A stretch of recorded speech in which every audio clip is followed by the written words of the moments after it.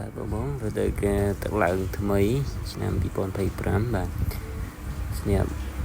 ថៃឡើងត្បូងនេះនុយដាក់ទៅត្រូវបងដោយសារ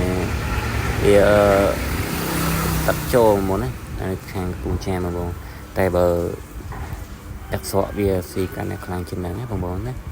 ហើយស្ញាប់នុយបងអ្នកធ្លាប់លេងគឺស្គាល់គេថាត្រីឆ្លាំង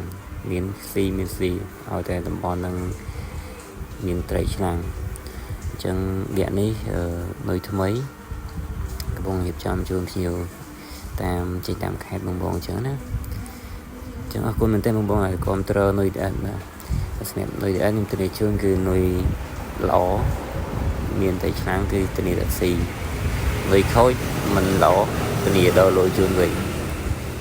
ចាំបងចង់បានតាក់ទងតាម Telegram ដែលលេខ09433435អាចខ្មៅបានបង